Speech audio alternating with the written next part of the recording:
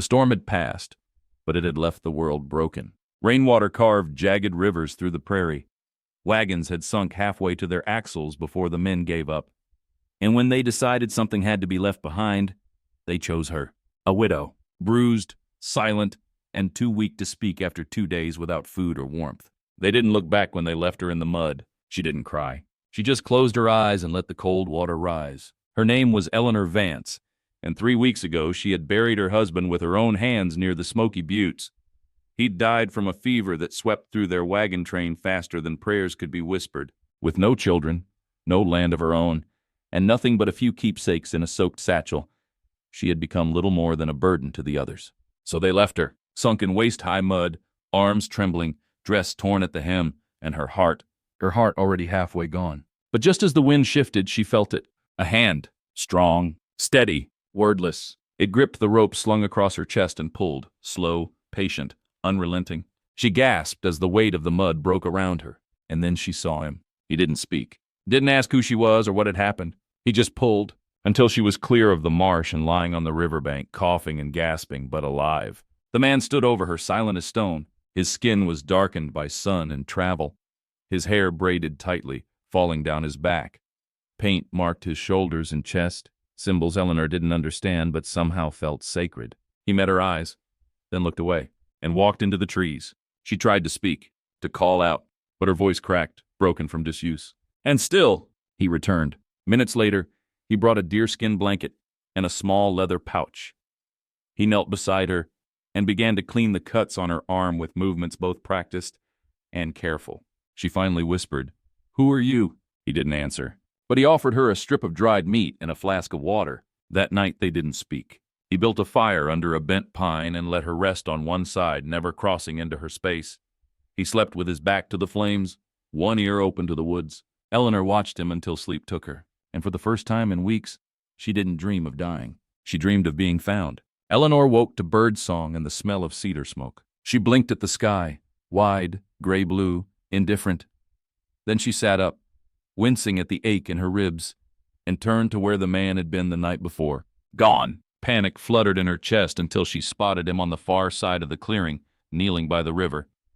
He dipped his hand into the water, cupped it, and drank. He moved with the grace of someone who belonged to the land in a way most men only pretended. She tried to stand. He noticed. In a heartbeat, he was beside her, steadied her gently but didn't touch her longer than necessary. His presence was calm, solid, as if nothing could rush him, as if the wind itself waited for him to move. "Thank you," she whispered. Still he said nothing. They walked slowly that morning. He led her through a narrow deer trail, thick with pine and silence. He offered no name, no explanation, only help. At one point, he handed her a smooth walking stick carved with tiny symbols. The craftsmanship made her breath catch. "You made this?" He gave a single nod. "Do you have a name?" He hesitated. Then he reached into a leather pouch and pulled out a smooth stone, flat, round, and painted with 2 lines crossing in a triangle. He pointed to it. She didn't understand, but she didn't press him. Instead, she whispered, "I'll call you Scout." He didn't correct her, didn't smile, but something in his posture softened. That evening, they found a cave nestled into the slope of a red bluff. It was shallow but dry, safe. Eleanor sat with her knees pulled to her chest, watching Scout start a small fire with flint and careful hands. "Why did you help me?" she asked. No answer. "Do you know the men who left me?" His jaw tightened. So he did. After they ate, she showed him the only thing she'd saved from her husband, a worn silver ring and a folded letter. He didn't ask to touch them, only nodded solemnly when she held them up. And then she asked the question she'd been holding back. "Are you Lakota?" This time he answered, not with words. He reached into the pouch again, pulled out a carved wooden symbol, an eagle, wings open wide, and placed it gently between them. Eleanor knew enough to understand it was not only who he was, it was what he was. A scout, a protector, a man of purpose, even if that purpose was still a mystery. That night a cold wind crept in. She shivered once, and before she could ask, he rose, stepped outside, and returned with his buffalo hide cloak. He draped it over her without a word, then sat at the mouth of the cave, eyes on the moonlit plains. She fell asleep watching his back, wide, strong, motionless. She didn't know where they were going, but for the first time since her husband's death, she didn't feel lost. The days that followed were stitched together by silence and survival. Scout spoke with gestures, with glances, with the movement of his hands. When he walked ahead, she knew it meant the path was safe. When he paused with a hand to the ground, she waited, knowing he was reading signs she could never see. Eleanor learned quickly how to step quieter, how to breathe with the wind, how to listen to more than just noise, and how to understand a man who didn't use words. On the third day, they reached a flat ridge overlooking a long stretch of grassland. Below them, smoke trails in the distance. A camp. A moving one. Eleanor stepped forward, heart tight. "That's them," she whispered. Scout didn't answer, but he crouched low, studied the tracks, the wind, the smoke. Then he stood and turned away. "You're not going to take me to them?" she asked. Still no words. She stepped in front of him. "They're the only ones who knew me. The only people I have left." He looked at her then, not coldly, not harshly, just steady, and slowly shook his head. Eleanor blinked back tears. "You don't understand. I'm not like you. I need people. I need—" She couldn't finish, because she realized he did understand, and that was exactly why he wouldn't let her go back. That night, they camped beside a dead oak. The fire was small, the stars restless overhead. Eleanor sat with the carved eagle in her hands. "I was a wife," she said softly. "That was all I knew how to be." Scout didn't move. "My husband was gentle, kind, but he didn't see me, not really." She looked up.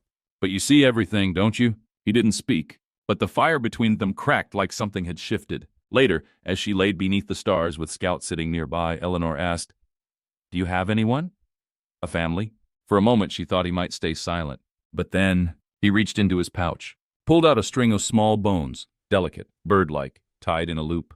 He pressed them into her hand. A single gesture. Gone. She didn't ask more. Instead, she held the bones to her heart and whispered, "I'm sorry." And though he said nothing, his eyes did not leave hers for a long time. The next morning, she awoke to a saddlebag packed and ready. Scout had carved a second walking stick for her, shorter, smoother, fitted to her hand. And when she looked at him with confusion, he nodded toward the east. "A new trail. A new choice." Her voice cracked from sleep. "Where are we going?" This time he answered. 2 simple words. His first. "Where you belong." The land grew wilder as they moved east. Cliffs slashed the horizon, ravens cried overhead, and red dirt clung to Eleanor's skirts like memory. It was quieter out here, but not empty.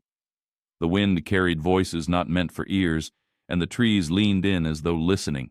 Eleanor began to hear things too. Not words, but meaning. The crunch of Scout's boots over stone told her whether they would walk long or rest soon. The way he paused at rivers told her he once knew loss like this, that he remembered someone who'd never made it to the other side. One evening, Scout stopped at the edge of a small canyon. He turned to her with a subtle nod, eyes on the ridgeline. "What is it?" Eleanor asked softly. He raised 2 fingers. "Danger." She crouched beside him. In the dusky light, Eleanor could make out movement near the opposite ridge. Figures. 4, maybe 5. Men. One of them with a rifle resting across his back like he owned the world. And she recognized one of them. Wade Harland, her brother-in-law. The man who had smiled when her husband was lowered into the ground, and who left her in the mud with words like, "You're someone else's burden now." Her breath caught in her chest. "They found us," she whispered. Scout's jaw tightened, and without hesitation, he led her into a low cleft in the rock. They waited there as the men passed above, careless, talking loudly, one of them mocking. She probably froze to death by now. Eleanor clutched her walking stick so hard her knuckles turned white. Scout said nothing, but his hand rested near the knife on his belt. After the men were gone, they stayed in silence until the stars returned. Eleanor finally whispered, "They would have sold me, wouldn't they?" Scout didn't answer. He didn't need to. She understood now. They moved on at dawn, following deer trails no outsider could have seen. Eleanor walked stronger, her step sure, her body leaner, her fear turning into something sharper, resolve. That night, they came upon a cabin hidden beneath a bend of rock and trees. Its roof had half collapsed, but inside were signs of life. Old fire rings, carved symbols on the beams. Eleanor paused at the door. "This was your home?" Scout didn't move. He stepped inside slowly, as if stepping through memory. He touched the wall, then gestured for her to sit. And for the first time, Eleanor saw a flicker in his eyes. Not pain, something older. Burden. He built the fire low and passed her a tin cup. They ate in silence. After a while, Eleanor asked, "What happened here?" Scout stared at the flames. And then he spoke. Just one sentence. "They burned it because we healed a white man." Her heart skipped. He didn't elaborate. He didn't have to. Eleanor understood now why he walked alone, why he said so little, why he had pulled her from the mud, without question, without name. Because once, long ago, he had done the same for someone else, and the world had punished him for it. That night, she laid close to the fire, listening to its slow crackle, and whispered not to him but to the dark, "I will never leave you behind." The days that followed were quiet, but not peaceful. Scout taught Eleanor to move like the wind and breathe like the trees, to track deer by broken ferns, to listen for wrong footsteps in the brush.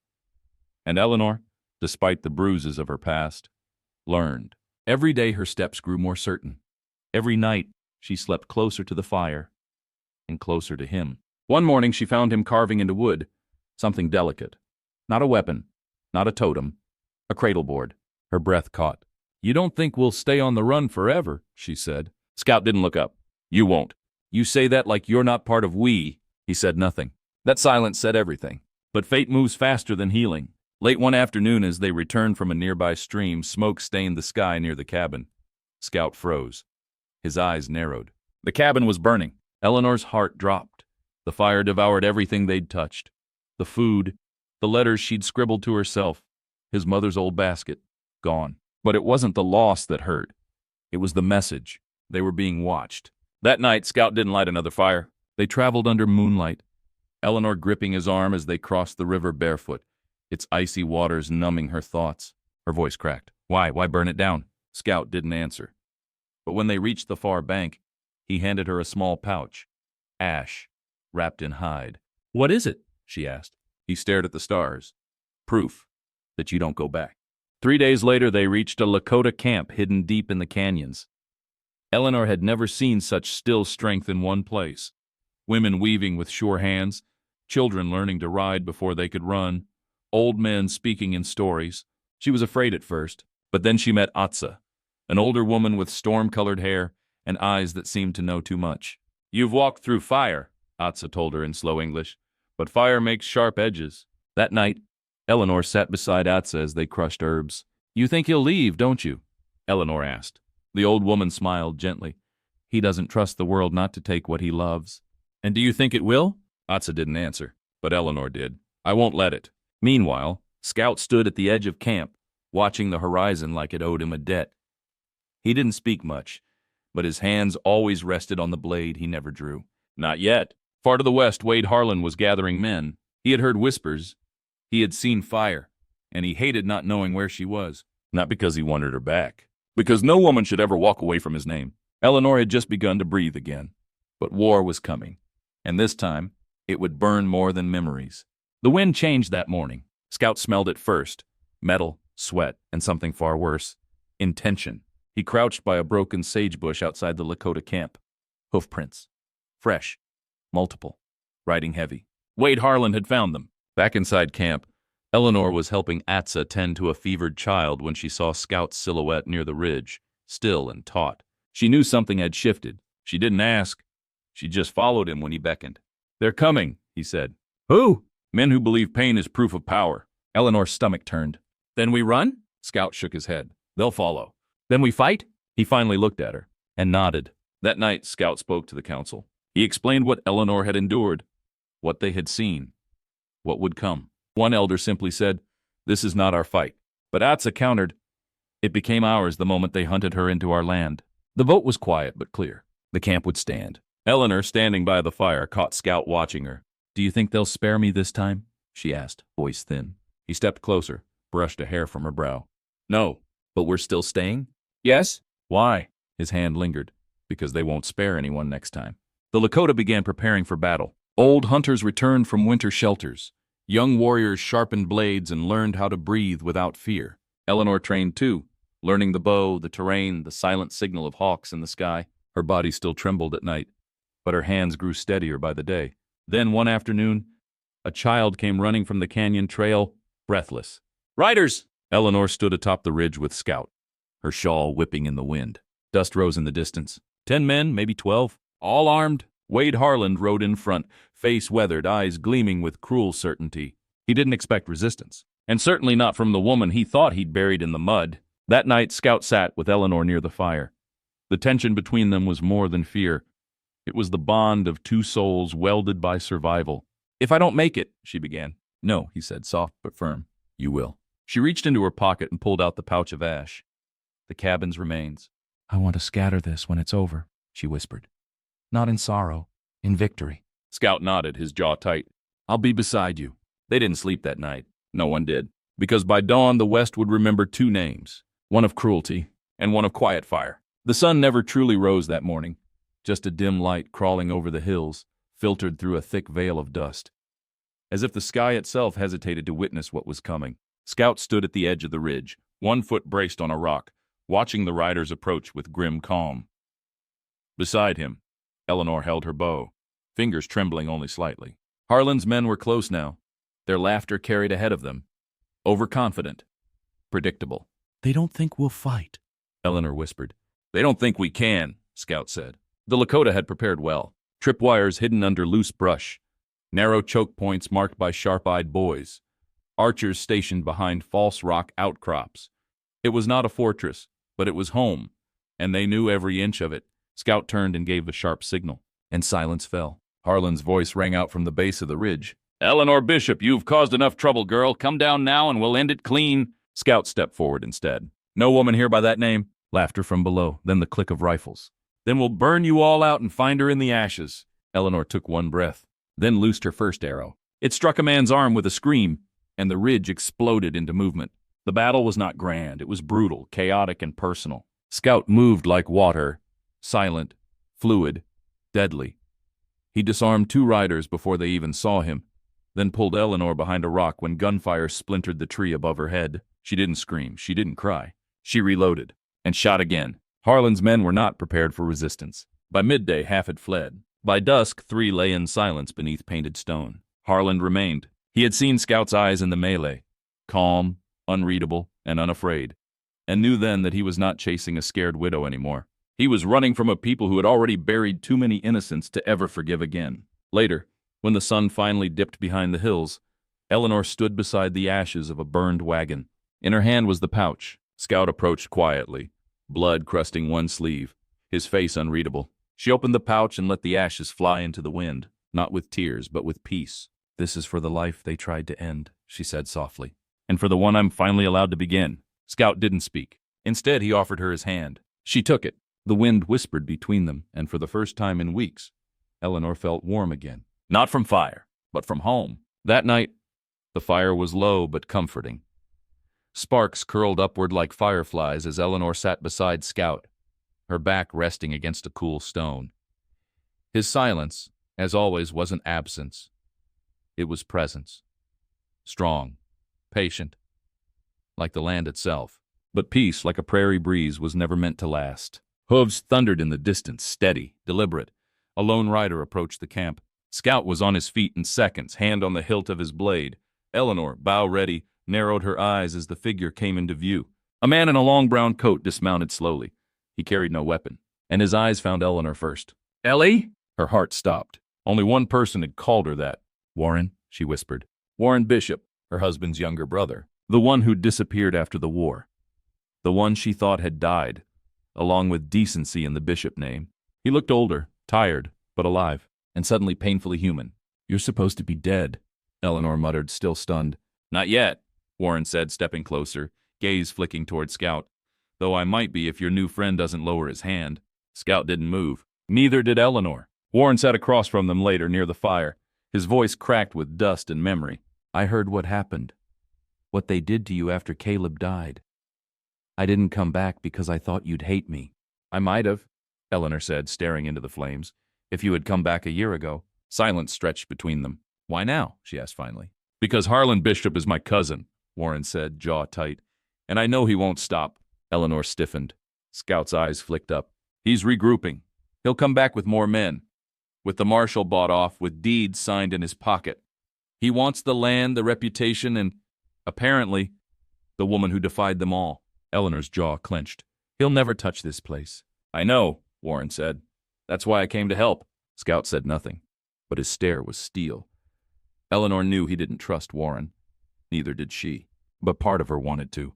Part of her saw in Warren what she once saw in Caleb, before power soured him. She looked toward Scout as if asking permission. He met her eyes, nodded once. She turned to Warren. Then earn it, she said. Help us make this place a home again." The wind shifted. Somewhere in the dark, coyotes howled. But around the fire, a fragile alliance was born. One that might change everything. The morning broke with a red-tinted sky, sunrise bleeding across the plains like a warning.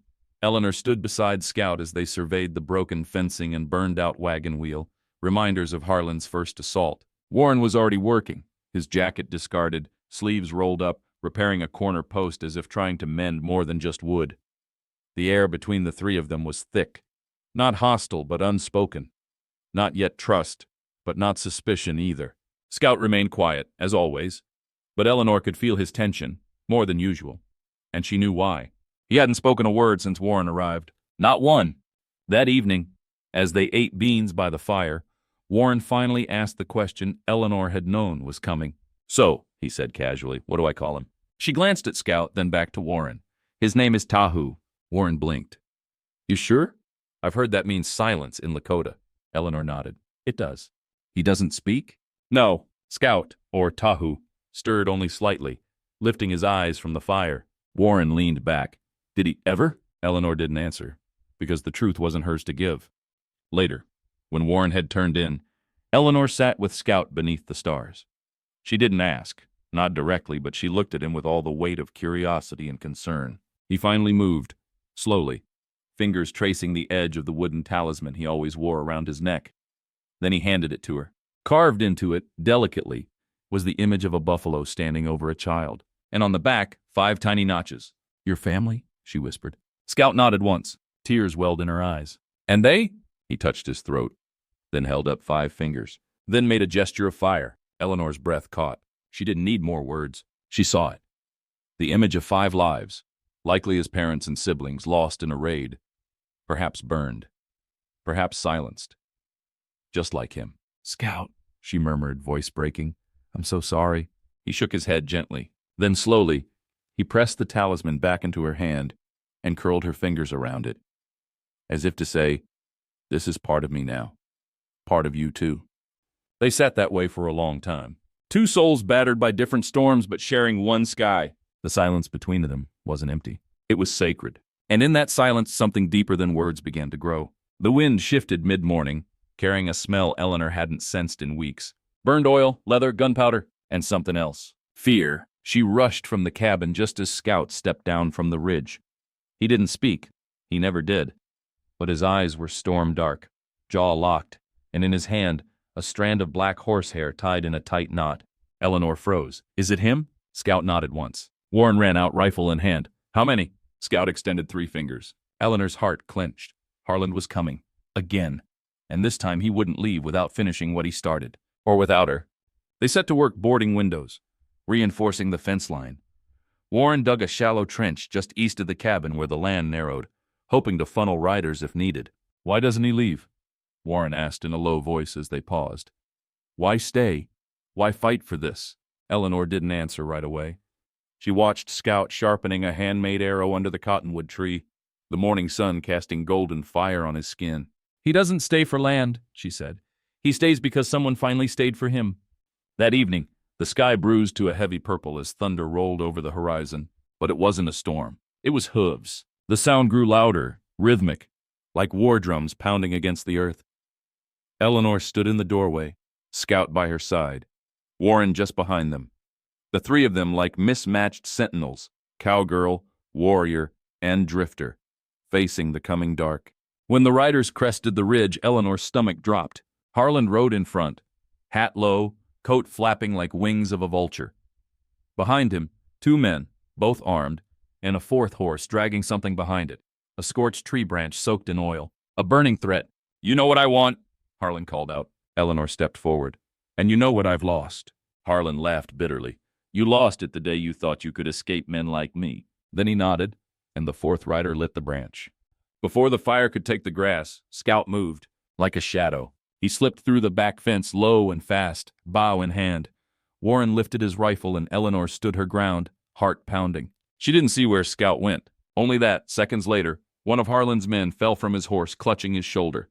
The second turned to aim and dropped 2. Panic broke the riders' ranks, but Harlan didn't run. He reached for his revolver and pointed it at Eleanor. A shot rang out, not from him. From behind, Harlan's gun flew from his hand and he reeled backward, stunned. Scout stood on the ridge, bow dropped, holding Warren's rifle. Smoke curled from the barrel. He'd broken his own silence. Not with words, but with thunder. Eleanor ran to him, heart in her throat. Harlan cursed, scrambling back toward his horse. Warren approached from the flank, weapon raised. This ain't over, Harlan spat. You hear me? She's mine. No, Eleanor said, standing beside Scout. She's no one's. Harlan hesitated, bleeding pride more than pain. Then he fled. Night fell quiet, and for the first time in weeks, the wind didn't carry fear. Only promise. Scout turned to Eleanor, a question in his eyes. She reached up, brushed dirt from his cheek. I don't need words, she said softly. I just need you.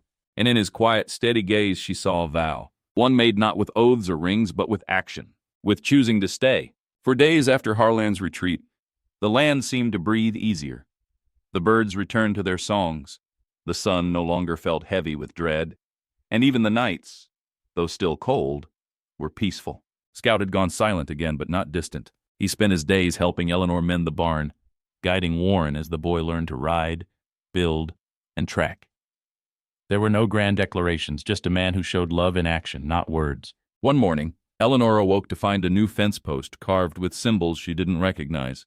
Curved lines and feather-like etchings. Scout saw her gaze linger on it. He walked up quietly and pointed to one. It means home, he finally said. Eleanor blinked. It was the first word he'd spoken directly to her since the night of the gunfire. She turned to him slowly, heart pounding. And the others? He placed a finger gently on another mark. Safe. She looked at him, eyes stinging. Are you safe here? He didn't answer right away. Instead, he touched her shoulder and gave a slight nod. In his eyes, she read everything else he couldn't say. Later that week, news arrived from town. Sheriff Harmon rode out with a folded paper in his hand. Harlan's bounty had increased. Word of what happened spread fast. How a Lakota scout and a widow had faced down an outlaw and won. You folks gonna be all right? The sheriff asked as he prepared to leave. Eleanor looked to Scout, then Warren, who was busy building a new chicken coop with hands roughened by work and heart softened by safety. We already are, she replied. By spring, wildflowers had claimed the once burned meadow. The scars on the land healed faster than the ones inside Eleanor, but she no longer carried them alone. One quiet afternoon, Scout led her up the ridge behind the house. They stood side by side as the sun set over the prairie, casting the ranch in gold. He reached into his pocket and handed her a small wooden token, round and smooth, engraved with the same symbols from the fence. She turned it in her hand, recognizing them now. Home, safe, loved. They never had a wedding. No dress, no preacher, no rings, just a silent vow between a widow who found her voice and a scout who gave her shelter. Not just from the storm outside, but the one inside her heart. The West would remember many stories, but theirs? Theirs was written in quiet acts of courage, in firelight glances, and in the unspoken promise that sometimes the gentlest love is the loudest.